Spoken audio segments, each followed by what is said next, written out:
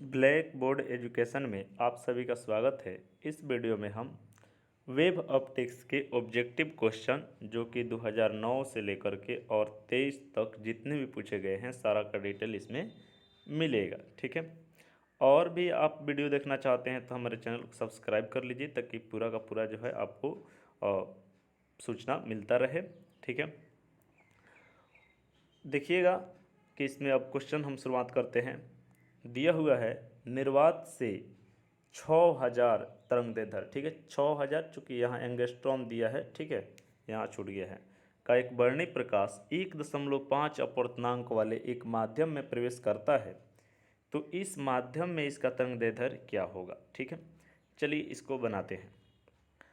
तो सबसे पहले जो है इसमें जो दिया है वह दे दिया है अपवर्तनांक दिया हुआ है। ठीक है, और दूसरे का अपवर्तनांक दिया है मतलब म्यू2 दे दिया है 1.5।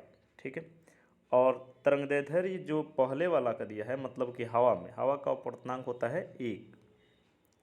इसमें तरंगदैर्ध्य लेमडा का मान जो दिया है वह दिया है 6000 एंगस्ट्रॉम। ठीक है, और जो म्यू2 है उसका अपवर्तनांक दे दिया है 1.5, लेकिन उसमें आपको लेमडा का मान निकालना है। तब इसको हम बनाएंगे कैसे, तो देखिए फार्मूला क्या होता है। ठीक है,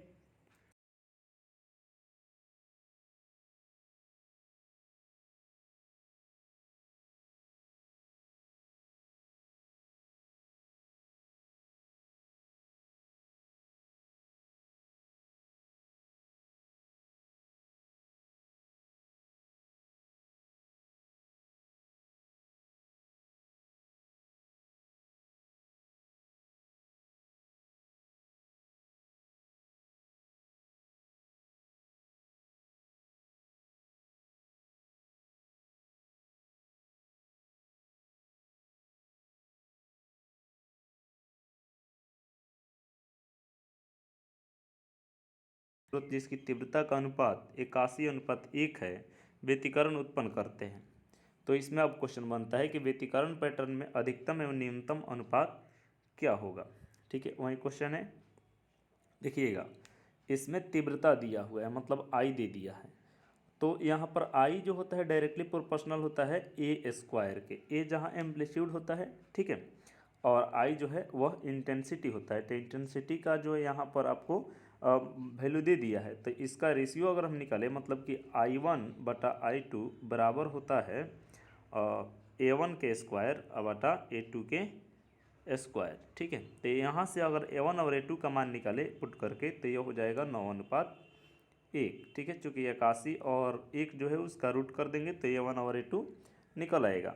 तो हमारा जो आ गया एम्पलीट्यूड वह हो गया 9:1। लेकिन इसमें कह रहा है कि अधिकतम और न्यूनतम पैटर्न। ठीक है, तो देखिएगा मैक्सिमम के लिए जो हम बनाएंगे यहाँ पर ध्यान दीजिएगा, एम्पलीट्यूड जो मैक्सिमम होता है, ठीक है, तो A1 प्लस A2 के होल स्क्वायर होता है। ठीक है, ये मैक्सिमम एम्पलीट्यूड या कहिए आप इंटेंसिटी इंटरफ्रेंस मतलब व्यतिकरण के लिए। ठीक है, ये मैक्सिमम के लिए होता है, और फिर जो है मिनिमम के लिए होता है A1 माइनस A2।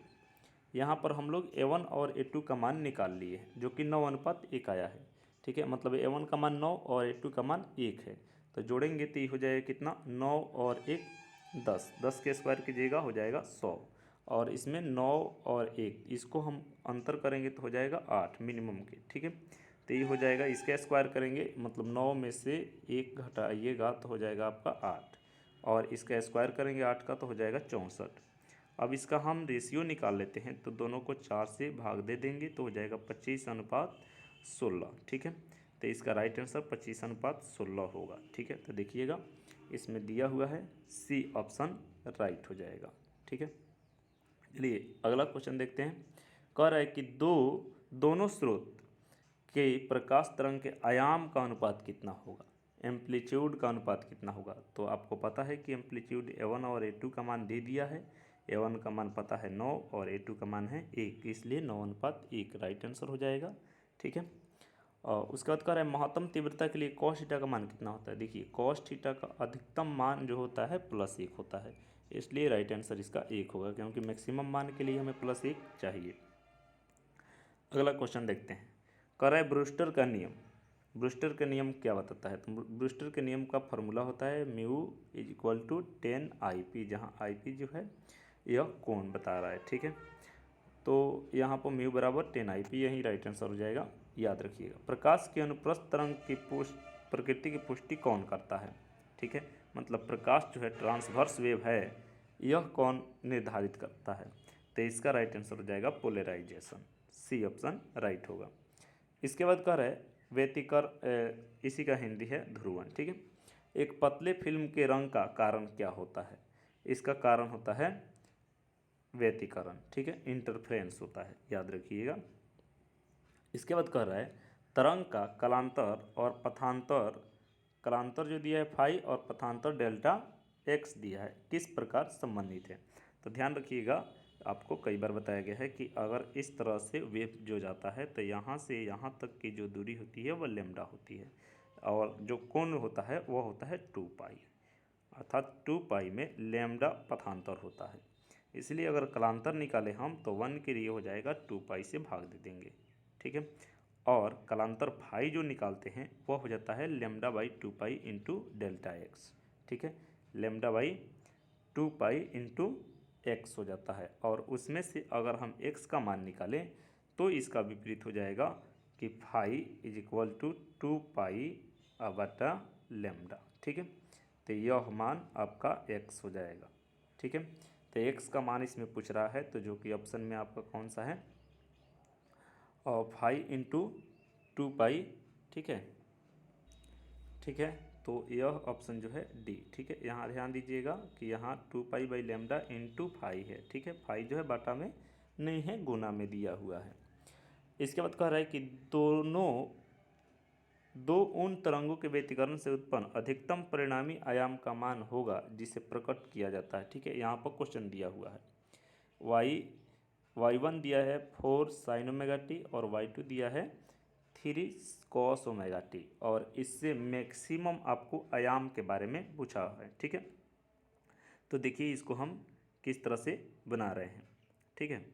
तो इसका मैक्सिमम मान जो होगा उसको निकालने के लिए एम्पलीट्यूड का जो है I1 plus A1 plus A2 का हम स्क्वायर करके रूट कर देंगे, ठीक है।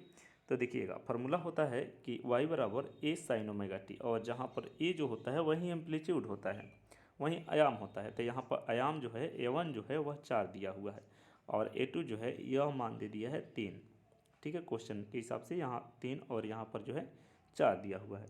इसका मान अगर हम पुट करते हैं तो यह हो जाता है 3 के स्क्वायर और प्लस 4 के स्क्वायर और प्लस 3 के स्क्वायर, जो किया जाएगा और 9 16 और 9 25, रूट 25 हो जाएगा, जो कि इसका मान हो जाएगा 5। इसलिए इसका राइट आंसर बी सही हो जाएगा, ठीक है, 5 हो जाएगा इसका आंसर। इसके बाद कह रहा है प्रकाश के रंग का कारण क्या है, ठीक है, मतलब इसके कलर निर्धारित करने का क्या, तो इसका फ्रीक्वेंसी होता है, ठीक है। उसके बाद कह रहा है किसी बिंदु स्रोत से परिमित दूरी पर तरंग किस प्रकार का होता है? तो किसी बिंदु स्रोत से जो मतलब कि तरंग उत्पन्न होता है वह होता है सिलेंड्रिकल, ठीक है। तो यह हो जाएगा सिलेंड्रिकल। किसी भी बिंदु, अगर बिंदु स्रोत रहे सन रहे तब तो यह हो जाएगा एस्फेरिकल होता है, ठीक है। लेकिन अगर कोई बिंदु से चूंकि बहुत दूरी पर किरणें जो निकलती है तो यह इस प्रकार से हो जाता है सिलेंड्रिकल। तो इसका राइट आंसर बी हो जाएगा। उसके बाद कह रहा है व्यतिकरण फ्रिंज की चौड़ाई, ठीक है, इसमें व्यतिकरण फ्रिंज की चौड़ाई आपको निकालना है, तो इसका राइट आंसर ए हो जाएगा, ठीक है। यह फार्मूला है, याद रखिएगा कि व्यतिकरण फ्रिंज की चौड़ाई जो बीटा बराबर होता है डी बाई लेमडा बटा डी, ठीक है। चलिए उसके बाद कह रहा है कि प्रकाश किरण के तीखे मोड़ कोण से मुड़ने की घटना को क्या कहते हैं, ठीक है। तो इसको हम लोग विवर्तन कहते हैं, डिफ्रैक्शन कहते हैं, इसको भी याद रखिएगा। प्रकाश की किरण जब एक माध्यम से दूसरे माध्यम में गमन करती है तो इनमें से कौन नहीं बदलता है? तो ध्यान रखिएगा इसका फ्रीक्वेंसी नहीं बदलता है, बी ऑप्शन राइट हो जाएगा। उसके बाद कह रहे हैं प्रकाश के तरंग सिद्धांत द्वारा किसकी व्याख्या नहीं की जाती है? किसकी व्याख्या नहीं होती है? तो परावर्तन का भी होता है और अपवर्तन का भी होता है, पोलराइजेशन भी होता है, ध्रुवन भी होता है। यह हो जाएगा फोटो इलेक्ट्रिक एमिशन, यह जो है प्रकाश के तरंग सिद्धांत की व्याख्या नहीं कर पाता है, ठीक है। तो इसका राइट आंसर बी हो जाएगा। चलिए, बहुत बहुत धन्यवाद, थैंक यू।